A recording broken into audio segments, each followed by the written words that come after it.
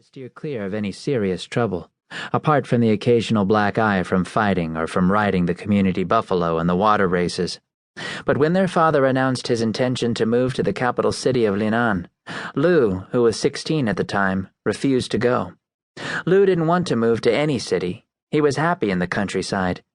In his eyes, the small village had everything: the paddy field, his braggart group of friends, even a few local prostitutes for his amusement. Although his father threatened to disown him, Lou refused to back down. So that year the family split up. Lou stayed in the village, and the rest of them moved to the capital in search of a better future. Sue had found it difficult adjusting to Linan life, though he had a routine. He was up every morning with the sun to check on his sister. He'd make her breakfast and look after her until their mother came back from the market. Having wolfed down his bowl of rice, he'd go to classes until midday, and after that he would run all the way to the slaughterhouse to help his father in his job clearing away carcasses.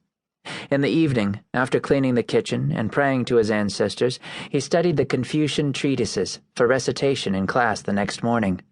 Month after month, this was his life. But one day, everything changed.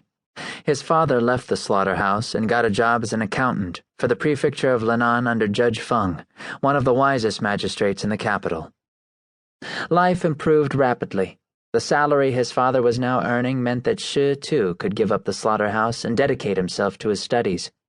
Thanks to excellent grades, after 4 years in school, Shi was given a junior position in Judge Feng's department. To begin with, he was given straightforward administrative tasks, but his dedication and attention to detail set him apart, and the judge himself decided to take the now 17-year-old under his wing. Shi showed himself worthy of Judge Feng's confidence. After just a few months, he began assisting in taking statements, interviewing suspects, and preparing and cleaning the corpses of anybody who died under suspicious circumstances. It wasn't long before his meticulousness, combined with his obvious talents, made him a key employee, and the judge gave him more responsibility.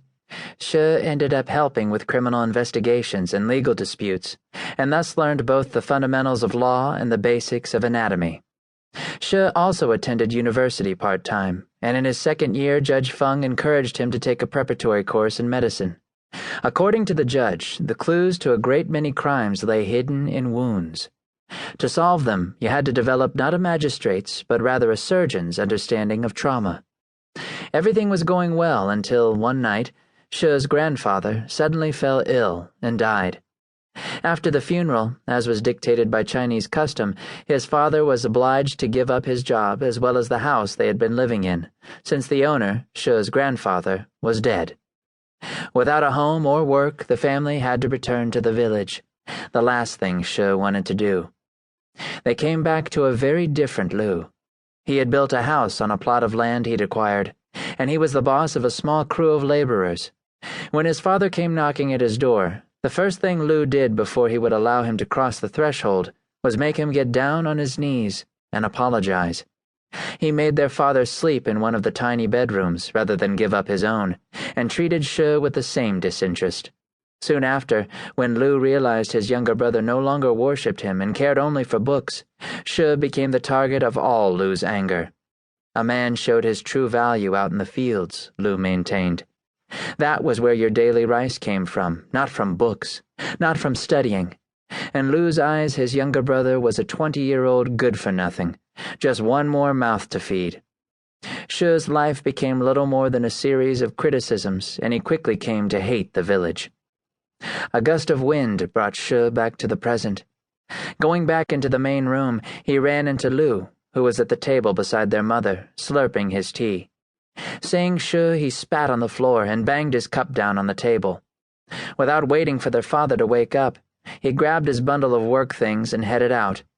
"No manners," muttered Shi, taking a cloth and wiping up the tea his brother had just spilled.